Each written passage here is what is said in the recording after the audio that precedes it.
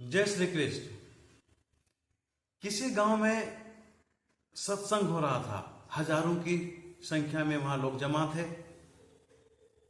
बाहर से साधु महात्मा आए थे और वो श्री कृष्ण के जन्म की कथा सुना रहे थे कि श्री कृष्ण का जन्म कहाँ हुआ और उनका लालन पालन करने वाला कौन था। एक माँ थी जिसने जन्म दी और एक माँ थी जिसने उनका लालन पालन किया। सभी लोग लालन पालन करने वाले माँ को ही जानते हैं, यशोदा माँ को। हालांकि जन्म दी थी देवकी माँ, लेकिन देवकी माँ से ज्यादा सर्वोपरि यशोदा माँ है, क्योंकि उन्होंने कृष्ण का लालन पालन किया था। जब कथा आगे बढ़ी और श्री कृष्ण के नटखटपन का कथा आरंभ हुआ तो कुछ देर के बाद कथा विश्राम की ओर चला गया। लेकिन उसी भीड़ में एक दंपति भी थे जिनका कोई संतान नहीं था। कृष्ण के नटखटपन का कहानी सुनकर वो लोग भावुक हो गए थे और अंत में कथा समाप्ति के बाद, कथा विश्राम के बाद साधु महात्मा के पास जाकर उन्होंने पूछा कि हे साधु महात्मा, मेरी कोई संतान नहीं है, मैं क्या करूं? क्या आपके नजर में कुछ उपाय है? कोई यज्ञ, कोई पूजा पाठ जिससे मैं संतान प्राप्त कर सकता हूं? साधु महात्मा दोनों पति पत्नी को देखते हुए उन्होंने कहा, अभी तो मैंने उसी की चर्चा की है, आपको तो समझ जाना चाहिए।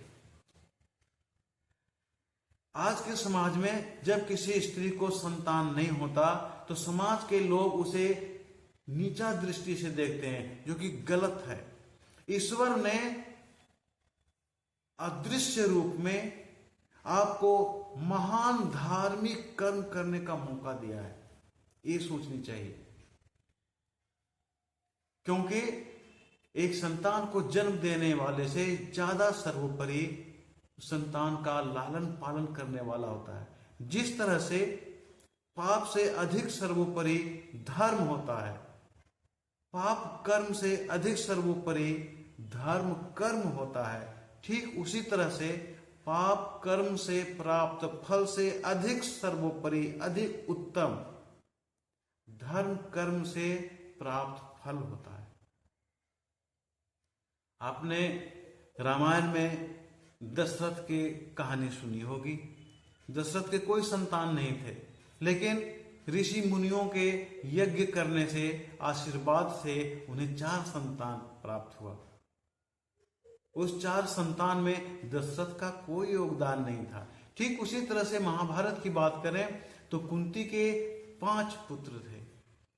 वो 5 पुत्र को कुंती ने खुद जन्म नहीं दी थी, आशीर्वाद से प्राप्त हुआ था। एक पुत्र और था कर्ण, वो सूर्य के आशीर्वाद से प्राप्त हुआ था। तो पाप कर्म से प्राप्त संतान से ज्यादा उत्तम धर्म कर्म से प्राप्त संतान होता है। इसलिए आप जाइए, किसी अनाथालय से आप किसी बच्चे को गोद ले लीजिए और उसका लालन पालन कीजिए। एक असहाय बच्चे को आप जीवन बना दे रहे हैं, उसका लालन पालन कर रहे हैं, इससे सर्वोपरि और क्या हो सकता है? यही तो धार्मिक संतान हुआ। पाप कर्म से उत्पन्न संतान से अधिक उत्तम धर्म कर्म से प्राप्त संतान होती है। अब दोनों दंपति को समझ में आ गया, दोनों पति पत्नी थे, उनको समझ में आ गया कि हमें क्या करनी चाहिए, और वहां से चले गए। बात सही है, पाप कर्म से उत्तम तो धर्म कर्म ही होता है। जय श्री कृष्ण।